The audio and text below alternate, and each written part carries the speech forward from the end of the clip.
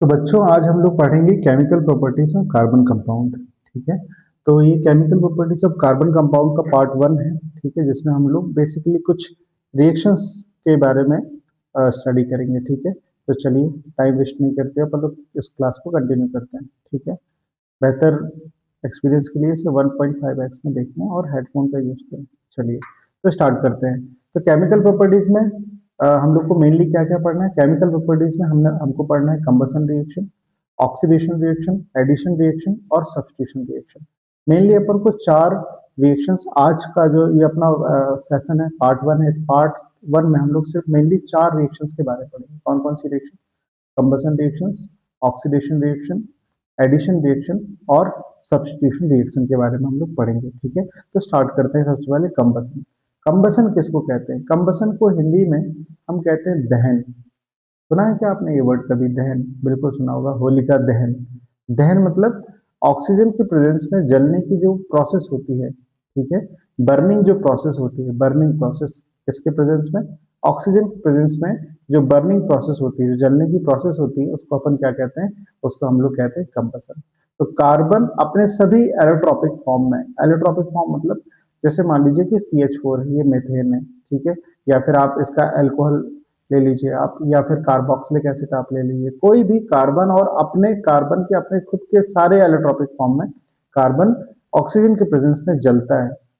और कार्बन जल करके क्या बनाता है? कार्बन जल करके हीट प्रोड्यूस करता है और लाइट प्रोड्यूस करता है, और कार्बन डाइऑक्साइड तो प्रोड्यूस करेगा ही। यानी कि कार्बन डाइऑक्साइड हीट और लाइट प्रोड्यूस होती है कंबसन प्रोसेस के थ्रू। तो ओवरऑल कंबसन को हम क्या कह सकते हैं? ऑक्सीजन के प्रेजेंस में जलने की प्रोसेस कहलाती है कंबसन। ठीक है, चूंकि हम कार्बन चैप्टर पढ़ना है इसलिए इस चैप्टर में कार्बन को हमको महत्व देना है और कार्बन टर्म हमें यूज करना है। कार्बन अपने सभी एलोट्रॉपिक फॉर्म में ऑक्सीजन के प्रेजेंस में जलता है, इसे हम कंबसन कहते हैं। और इस दौरान इसमें कार्बन डाइऑक्साइड और हीट और लाइट रिलीज होती है। समझ में आ गई बात? ठीक है, चलिए तो मैं कंबसन करके कुछ बताता हूँ आपको। ठीक है, तो सबसे पहले एल्केन का कंबसन करेंगे। एल्केन जैसे कि मेथेन, एथेन, प्रोपेन, आप कोई भी ले लीजिए। मैं मेथेन ले रहा हूँ। ऑक्सीजन के प्रेजेंस में जलाना है तो O2 के साथ आप रिएक्ट कराइए। देखिए क्या होगा, कार्बन डाइऑक्साइड तो बनेगी, तो ये तो आप बना दीजिए जैसे कार्बन डाइऑक्साइड। ठीक है, और साथ ही साथ कार्बन डाइऑक्साइड बनेगी और वाटर बनेगा, वाटर मॉलिक्यूल बनेगा, और साथ ही साथ इसमें हीट प्रोड्यूस होगी। ये हीट तो होनी ही, ये इसकी कंप्लीट रिएक्शन हो गई।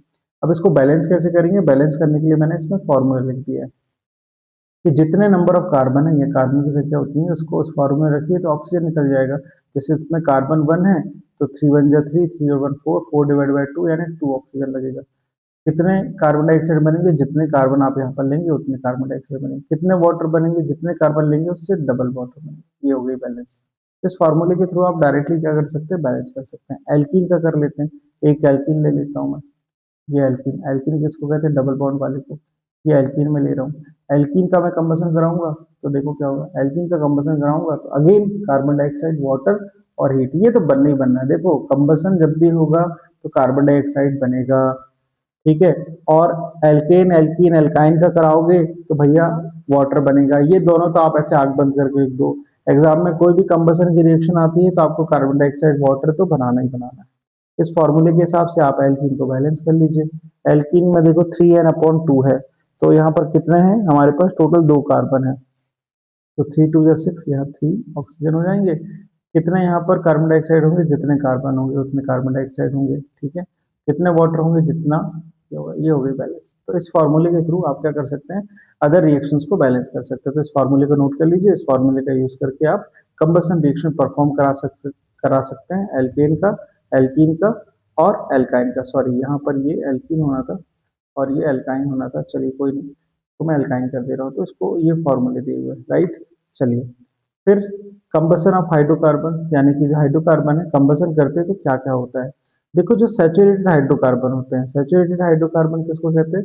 सिंगल बॉन्ड वाले कार्बन को हम सैचुरेटेड हाइड्रोकार्बन कहते हैं। ठीक है, तो जब भी सैचुरेटेड हाइड्रोकार्बन का आप कंबसन कराओगे तो जनरली ये क्लीन फ्लेम देता है। क्लीन फ्लेम मतलब कोई भी धुआं वगैरह नहीं होता है। ठीक है, अगर इसको पर्याप्त मात्रा में ऑक्सीजन मिलेगी तो आपको क्लीन फ्लेम मिलेगा।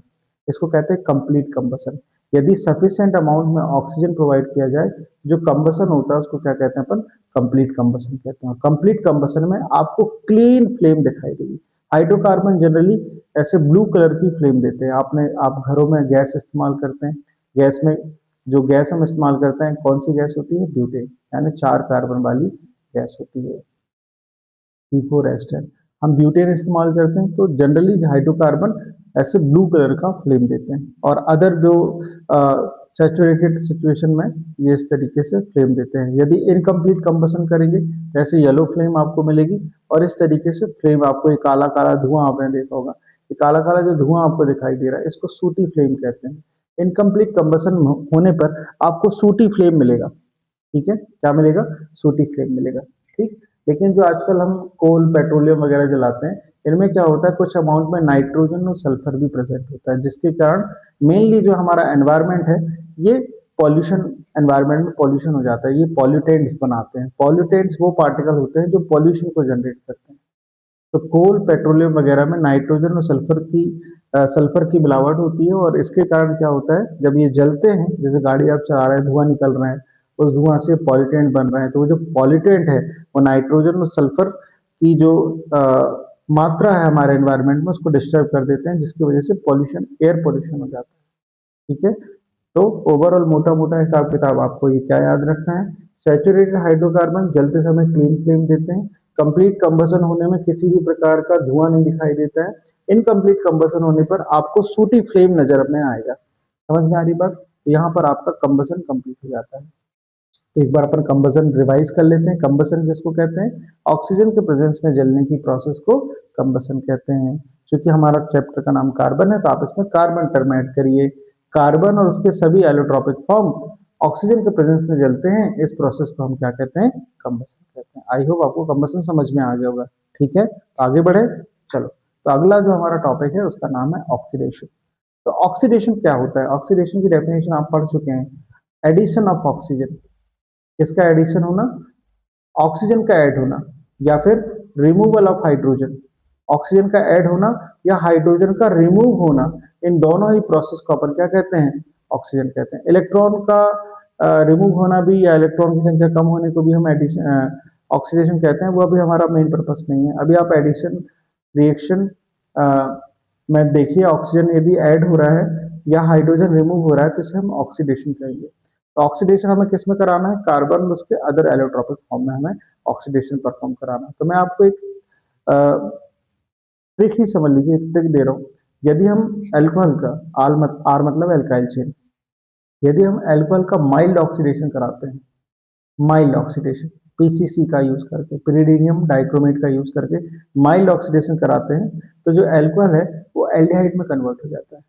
और जब हम एल्डिहाइड का माइल्ड ऑक्सीडेशन कराते हैं पीसीसी के प्रेजेंस में, तो जो एल्डिहाइड होता है वो कार्बोक्सिलिक एसिड में कन्वर्ट हो जाता है, COOH कार्बोक्सिलिक एसिड में ग्रुप कन्वर्ट हो जाता है। समझ रहे हैं? माइल्ड ऑक्सीडेशन करने से।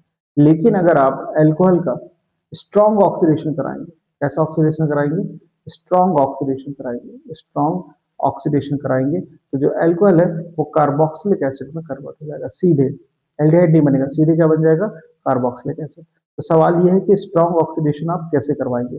स्ट्रॉन्ग ऑक्सीडेशन का आप करवा सकते हैं KMnO4 से।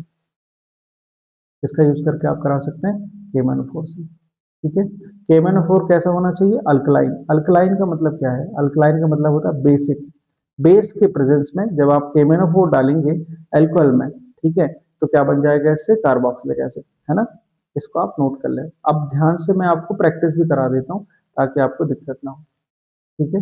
ओके, तो चलिए, तो देखिए मैं एक प्रैक्टिस करा रहा हूँ। देखिए, जैसे मान लीजिए एक अल्कोहल ले रहा हूँ मैं, CH3 CH2OH। कौन सा अल्कोहल है? 2 कार्बन है, एथेनॉल हो गया। इस एथेनॉल की रिएक्शन में करा रहा हूँ अल्कलाइन, अल्कलाइन KMnO4 यानी पोटेशियम परमैंगनेट के साथ। KMnO4 मतलब पोटेशियम परमैंगनेट। पोटेशियम परमैंगनेट के साथ मैं इसकी रिएक्शन कराऊंगा तो देखना क्या होगा, यहाँ पर ऑक्सीजन ऐड हो जाएगा। बस आपको क्या करना है, यहाँ पर 2 कार्बन, देखो मैं करने का तरीका बताता हूँ। ऐसे 2 कार्बन की चेन बना लो, इसमें COOH लगा दो और इसकी वैलेंसी पूरी कर दो। देखो हाइड्रोजन रिमूव हो रहा है, देखो समझ पा रहे हैं आप? आपने ध्यान दिया? इस रिएक्शन में हाइड्रोजन रिमूव हो गया, ये वाला इधर से देखो गायब हो गया, और क्या ऐड हो गया? एक वो तो था ही पहले से, एक और ऑक्सीजन ऐड हो गया। तो क्या ये ऑक्सीडेशन है? यस। ऑक्सीडेशन की डेफिनेशन क्या है? Removal of hydrogen, addition of oxygen is called oxidation. एक और प्रैक्टिस करा देता हूँ, देखो जैसे हम ले रहे हैं सपोज मैथेनॉल, बताओ क्या होगा, इसका हाइड्रोजन गायब हो जाएगा, ठीक है, और एक ऑक्सीजन जुड़ जाएगा, इसका हाइड्रोजन गायब हो गया, ठीक है, दो हाइड्रोजन गायब हो गए और एक ऑक्सीजन जुड़ गया, ये बन गया मेथेनोइक एसिड। किसके प्रेजेंस में हो रहा है, अल्कलाइन, अल्कलाइन KMnO4 के प्रेजेंस में ये रिएक्शन परफॉर्म हो रही है। क्या हम KMnO4 के अलावा कोई दूसरा इसमें रिएजेंट डाल सकते हैं, बिल्कुल डाल सकते हैं। आप इसकी जगह CH3CH2OH वाली रिएक्शन को ही मैं फिर से करा देता हूँ। अगर आप KMnO4 की जगह, अल्कलाइन KMnO4 की जगह एसिडिफाइड K2Cr2O7 डालते हैं, पोटेशियम डाइक्रोमेट कहते हैं इसको, क्या कहते हैं, पोटेशियम डाइक्रोमेट। पोटेशियम डाइक्रोमेट अगर आप डालते हैं, कैसा डालते हैं, एसिडिफाइड, एसिडिफाइड मतलब एसिड में भीगा हुआ, और अल्कलाइन मतलब बेस में भीगा हुआ। तो एसिडिफाइड K2Cr2O7 आप डालते हैं तो क्या होगा, removal of hydrogen, addition of oxygen. तो बना दो भैया, 2 कार्बन वाला, यही बना चुके हैं अपन, ठीक है, CH3COOH एथेनॉल। अगर एथेनॉल लोगे तो क्या बनेगा, एथेनॉल। मैथेनॉल लोगे तो क्या बनेगा, मैथेनॉल। प्रोपेनॉल लोगे तो क्या बनेगा, प्रोपेनॉल। बहुत ही सिंपल है, आराम से आप ये कंपाउंड बना सकते हैं। समझ में बात आ गई। तो यहाँ पर ऑक्सीडेशन रिएक्शन कहलाती है। तो एक बार फिर से रिवीजन अपन कर लेते हैं। क्या होता है ऑक्सीडेशन, एडिशन ऑफ ऑक्सीजन और removal of, addition of oxygen और रिमूवल ऑफ हाइड्रोजन को क्या कहते हैं, ऑक्सीडेशन। समझ रहे हैं। एजेंट क्या ले रहे हैं अपन लोग, KMnO4। कैसा KMnO4, ऑक्सीडाइजिंग एजेंट है ये। ऑक्सीडाइजिंग एजेंट किसको कहते हैं, ऑक्सीडाइजिंग एजेंट ऐसे रिएक्टेंट होते हैं जिनमें ये कैपेबिलिटी होती है कि वो दूसरों में ऑक्सीजन ऐड करा दे। यानी ये क्या कर रहा है, इसमें ऑक्सीजन ऐड करा रहा है। देखो KMnO4 ऐसा एजेंट है जो ऑक्सीजन ऐड करा रहा है, किसमें, अल्कोहल में ऑक्सीजन ऐड करा रहा है। तो जो ऑक्सीजन को ऐड करा पाए उसको क्या कहते हैं, उसको हम ऑक्सीडाइजिंग एजेंट कहते हैं। ठीक है, तो यहाँ पर आपको ऑक्सीडेशन आई होप समझ में आ गया होगा। अब हम लोग बढ़ते हैं बिना टाइम को खराब किए सब्स्टिट्यूशन रिएक्शन को। सब्स्टिट्यूशन का मतलब क्या होता है, सब्स्टिट्यूट करने का मतलब होता है किसी को हटा के किसी को लगा देना, सब्स्टिट्यूशन कहलाता है। तो जब हम एल्केन को, सैचुरेटेड हाइड्रोकार्बन का, सैचुरेटेड हाइड्रोकार्बन ले रहा हूँ मैं, ये मेथेन ले रहा हूँ, सब्स्टिट्यूशन समझा रहा हूँ, ठीक है। मेथेन, एक कार्बन 4 हाइड्रोजन में लगा दिया। अगर आप इस हाइड्रोजन को अलग करके इसकी जगह में कोई दूसरा कंपाउंड लगा दें या कोई एलिमेंट लगा दें, इसको सब्स्टिट्यूशन कहते हैं। सब्स्टिट्यूशन समझ रहे हो, यानी कि किसी को हटा के उसकी जगह कुछ नया लगा देना, सब्स्टिट्यूशन कहलाता है। सब्स्टिट्यूट का मतलब किसी के बदले किसी को लगाना, सब्स्टिट्यूशन कहलाता है। ठीक है, तो जैसे कि अगर मैं यहाँ पर अगर हाइड्रोजन हटा के Cl लगा दूं तो क्या बन गया, CH3Cl, क्लोरोमीथेन बन गया। आप चाहें तो सेकेंड रिएक्शन फिर से इसी रिएक्शन को परफॉर्म करें तो अगली बार फिर से हाइड्रोजन अलग हो जाएगा और इसकी जगह में क्लोरीन आ जाएगा, क्या बन जाएगा, CH2Cl2। अब क्या कहलाएगा, ये डाइक्लोरोमीथेन, क्या कहलाएगा, डाइक्लोरोमीथेन कहलाएगा। अगर आप चाहें तो आप फिर से इस रिएक्शन को परफॉर्म करें, ठीक है, तो पहली बार में ये वाला हाइड्रोजन गया था, दूसरी बार में ये वाला, इस बार ये वाला, कोई भी हाइड्रोजन अलग कर दीजिए। कितने Cl लग गए इसमें, 3 Cl लग गए, तो क्या बन जाएगा, ट्राइक्लोरोमीथेन। क्या बन जाएगा, एक कार्बन इसलिए मीथेन, क्या बन जाएगा, ट्राइक्लोरोमीथेन। आप चाहें तो फिर से इसी रिएक्शन को अगेन करके आप इन चारों हाइड्रोजन को रिमूव कर सकते हैं, इन चारों हाइड्रोजन को रिमूव कर सकते हैं, इन चारों हाइड्रोजन को रिमूव कर सकते हैं। क्लोरीनेशन करा, क्लोरीन एक बहुत अच्छा रिएजेंट है, हाइड्रोजन को हटा देता है, इसलिए अपन क्लोरीनेशन करा रहे हैं। किसके प्रेजेंस में रिएक्शन होती है, सनलाइट। किसके प्रेजेंस में रिएक्शन होती है, सनलाइट के प्रेजेंस में। देखो यूवी लाइट यहाँ पर बना है, यूवी लाइट या सनलाइट के प्रेजेंस में रिएक्शन होती है।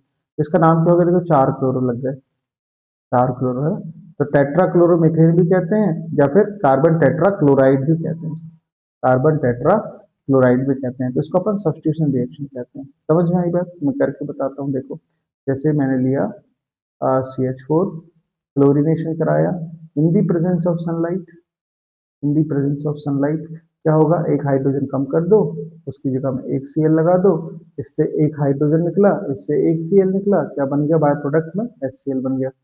सिमिलरली देखो, अगर अब मेरे पास जो CH3Cl है इसका अगेन मैं क्लोरीनेशन कराऊंगा in the presence of sunlight, तो क्या बन जाएगा, एक हाइड्रोजन इससे अलग हो जाएगा और इस, तो ये बन जाएगा CH2 और क्लोरीन आके जुड़ जाएगा CH2Cl2 और क्या बन जाएगा, HCl।